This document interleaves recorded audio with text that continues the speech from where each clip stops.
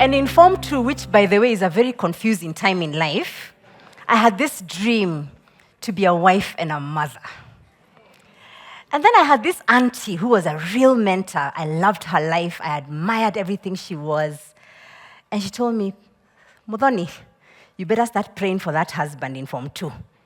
Now, you can imagine in Form 2, in my experience, Form 2s are the ones who get the most punishments. They're the most confused. I don't know that it's just the age, the fact it hasn't occurred to you that it's just 2 more years and Form 4 is here. But instead of rolling my eyes, I thought, maybe I should just start praying. Because really, deep inside, I wanted to be a wife and a mother of many children. So I started praying, Form 2. Form 4 came and passed, campus came and passed, started working, and then I met the love of my life, Murugami. Now, I really believed that marriage is about really spending your life with your friend. But also, if God wills, having children. So, we didn't take that advice of have life, wait, travel the world. No. I was like, you know what? Let's just be open to life from the word go. And so, we come back from our honeymoon. I'm in this new job. And I'm excited about being married. Everything is going so well. And we've conceived. And I'm excited because I'm like, this thing of a big family is coming to pass. After all, most things were going according to plan so far. A couple of weeks later, I start feeling sick. We run to the doctor, and he says, your child is no more. And I remember just thinking, how did that just happen? How did that happen? That we were just so happy the other day, and now we are crying. So 6 weeks sick off. I was in a new job, male-dominated. I am sure my colleagues and boss were just saying, why did we hire a woman of childbearing age? But that's who I was. And I remember going back to work and saying, I don't want these guys to regret hiring me. So I worked hard. We continued being open to life. And this time, I read the books. We looked at the doctors. We ditched that other doctor because we felt he didn't quite take care of us that well. Looked for another one, and then were blessed again. And this time, we were going to be meticulous. So I remember asking my doctor, I'm traveling to Paris for a training, and do you think I should go? I'm happy to not go if you tell me not to go. And he said, no, Patricia, it's okay. You can just go. And so I packed my bags, excited about the chance of going to Paris for the first time, got onto the plane, and as we took off, I started shivering. And I'm wondering, what is it with this plane? I asked the stewardess, please give me a blanket and another one, and I was just shaking. And by the time we landed there, I get into the hotel room, and I can tell things are not looking good. And I call my doctor, and he says, take that medicine and try and lie down. The baby is a bit at risk, but we should get through this. So I take the medicine, and because I believe that this child is going to come, I'm like, let me just get through the next couple of days of this training. And I did. But even as I went through it, I kept feeling there's something not right. But I had such hope. I remember shopping for a baby, shopping for maternity wear in the streets of Paris. Well, not quite the high fashion side, but still the streets of Paris. And I remember feeling sick. I wasn't sure, is this child still there? We come back. My husband picks me from the airport. We go straight to hospital. And the doctor tells me, you've lost your child. Now, I believe that a child and a life starts from conception. So we started mourning. But this time, there was no way I was going to go back to work after 6 weeks. He did what he needed to do. And I told him, by the way, this is a long weekend. By Tuesday, I'm back to work. I was so fearful fearful of the snide remarks, fearful of being told you're not pulling your weight, fearful of being called barren. We continued trying. I'm fairly optimistic. So a while after that, we said, you know what? The doctor said, hope comes after a loss. So maybe we just keep trying. And we tried. And 3 years from our marriage, our firstborn was born. Let me tell you, thank you, the joy of the village, the joy of my friends. Because by the way, you get married with a Rika, isn't it? And these guys, I don't know, they just used to touch hands like this and they have children. I used to ask them, how is it that you're on baby number 3 and we got married together? What is it? And then on this other side, I had friends who were saying, I'm so scared. My periods are late. I just couldn't relate. But then I knew that each one of us has a season. So she was born, and I was a doting mother. My hubby and I were just so excited. And so I was now at the pinnacle of my career, but working 16-hour days.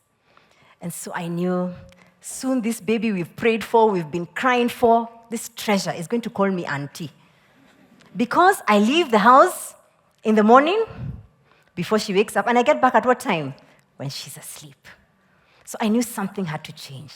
I remember one of my mentors used to come downstairs to just talk to me for a few minutes, and I honor her. A shout out to Jane. And I remember she told me, just write down your dream. Write down that which you want to do, even if you're not sure what it is. So what I did is I did by elimination. I don't want this. I don't want this. And then I started to see that I loved people. I loved developing them. But I just didn't know how to. So this next employer comes knocking. They headhunt me. We start negotiating. And as we negotiated, they told me, we can't afford you. We can't afford that salary. But I was very clear that what I needed now was time, the gift of time. And so I negotiated. You can't pay me, but then maybe we can agree that I work less. Okay. So we signed on the dotted line. Frankly, after the first 2 months, we are creatures of habit. We just tightened our belts. And now when I look back, that season when I was earning so much less, we were so clear-headed and we probably made the best decisions. Brokenness is temporary. Clarity is power. And so as the years went on, I was doing this amazing role. We were building leaders across Africa. It was wonderful. But don't forget my dream of being a wife and a mother of a big family. So we had never put any barriers, so the goal was more children when God gives us.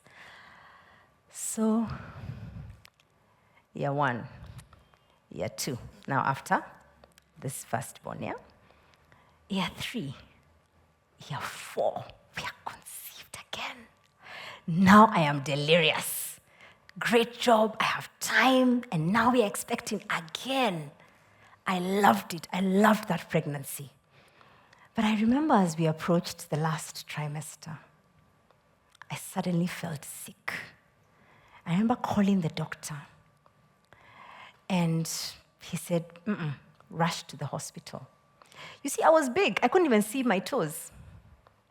So I knew another 2 weeks or so, given the kind of research we had done, this child could have been born, can be born premature, but still survive. So we get to hospital, they're so well trained. I was searching their eyes to see, what are they feeling? What are they thinking? What are they seeing? And I was like, can you sense the heartbeat? Can you sense the heartbeat? Can you sense the heartbeat? And then she says, just wait for the doctor. And the doctor comes, and he says, I'm so sorry, no heartbeat. I'm like, what did I do wrong? 3 children? Yes, we had 1 and was so amazingly blessed. But why? Why the loss? That one took me down to the doldrums. I'm a natural optimist, but that one got me depressed. I was so down that I remember my husband was like, but there's nothing like pushing out a child who's dead. There's nothing like that. Worse still, our 4-year-old saw me pregnant. We were planning. every day, every night, no matter how sleepy she is. And those of you who have young children know that children don't like to sleep. But she would always say the prayer, "Dear God, please give me a baby sister," no matter how sleepy she was. So I was like, really, even for her faith, what is this? Therapy helped us a lot. I did a lot of therapy in hospital. We did couples therapy. We even did children's therapy. She was taught how to use art to mourn the loss of her sister. I got home and struggled. I struggled because, you see, you leave the hospital. You go in like this, you leave empty-handed. And so I remember going home and being put on this leave, which I didn't even know, what is this leave? It's not compassionate, is it? It's not maternity, is it? No, it's like a funny blend.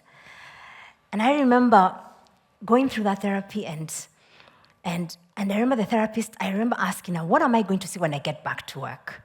Because I can foresee that people will be telling me, congratulations, right? Most people have no idea what happened. And so we started rehearsing what I would say. So I remember one CEO meeting me and saying, "Hey, Patricia, congratulations, who did you get?" And I said, "My baby went to heaven." And he's like, oh my God. He's like, what do I grasp? And I said, it's okay. Because that therapy and that practice really helped. But every time I would get home and fast cry. I remember one lady who I met, and she asked me, "So who did you get?" And I said, "My baby went to heaven." And she said, "But where else would you want your child to go?" And I was like, whoa, I'd missed the point. That these children are a gift. That we're custodians of everything we have, especially our children.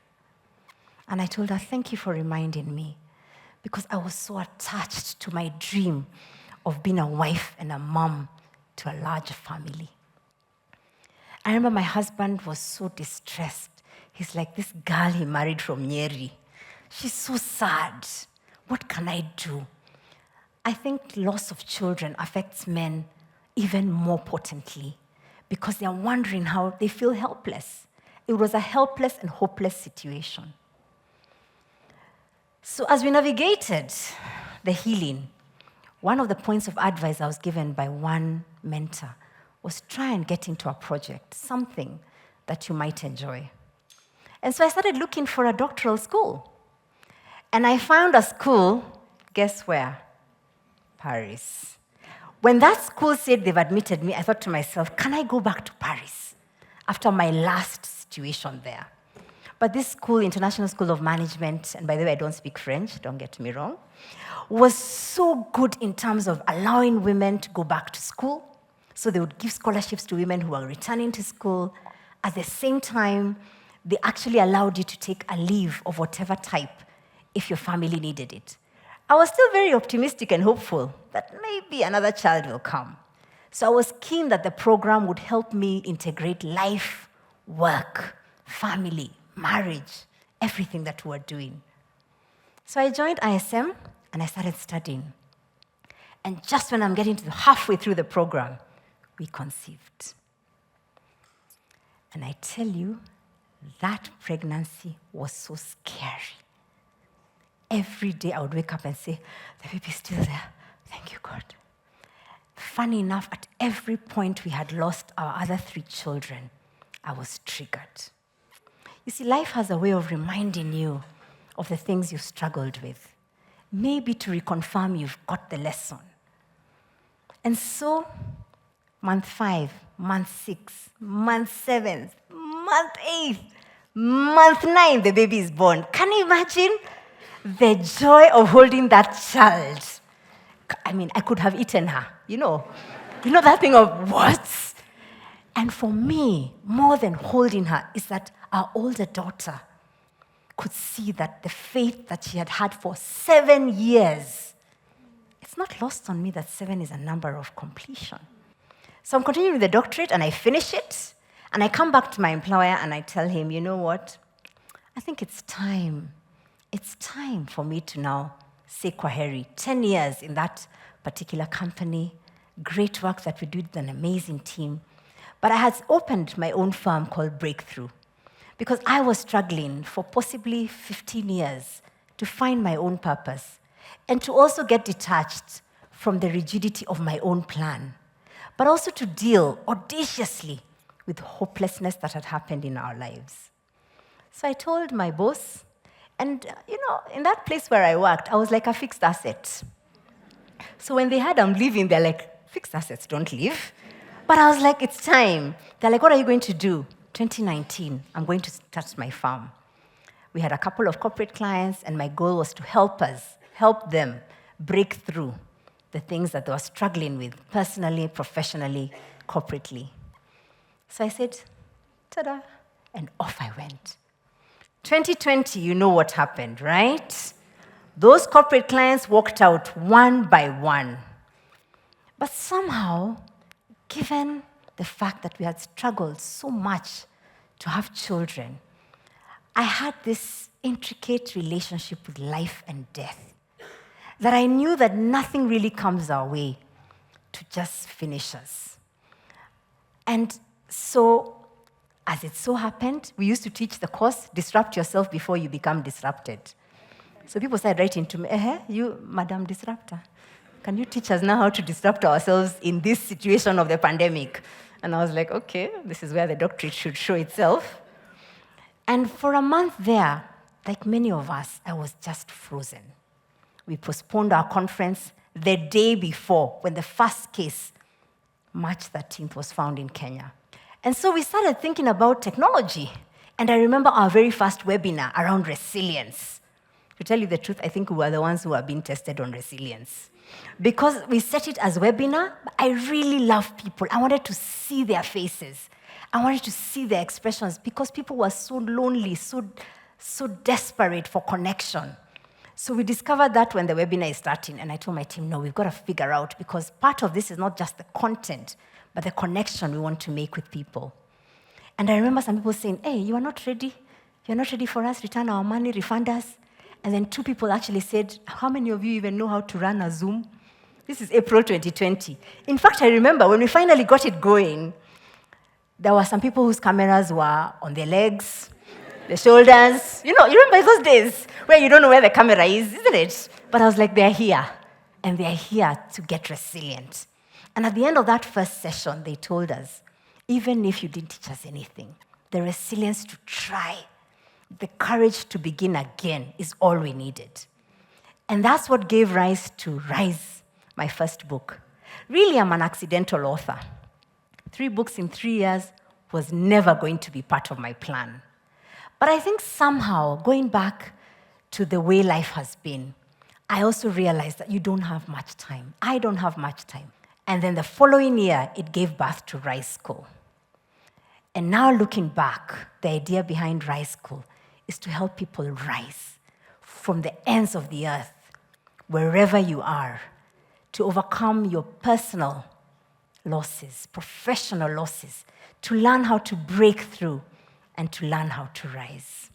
So ladies and gentlemen, it's not lost on me that 16 years ago, at this very hour, 10 p.m., I was in the hospital going through labor for our firstborn.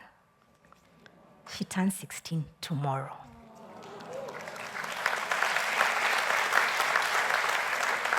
Thank you. I want you to consider that perhaps the thing that you have lost is an opportunity for a rebirth. Maybe you've been called barren, like I was called by a doctor, by the way, after queuing for 6 hours and paying 7,000. And by this, 7,000 was a lot of money. Even now it is. And then he told me, how old are you? 37. Forget it. Can you believe it? An obs-and-gyne. And I sat in my car hopelessly crying. He called me barren. I don't know how many of you have been called barren in whichever aspects of your life. Permanently broke.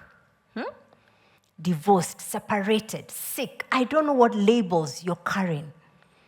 But today I want to encourage you. Maybe it's time for you to turn around and say, life is not happening to me, but it's happening for me. I hope you can consider the pain you're going through as birthing pains to birth your next best self.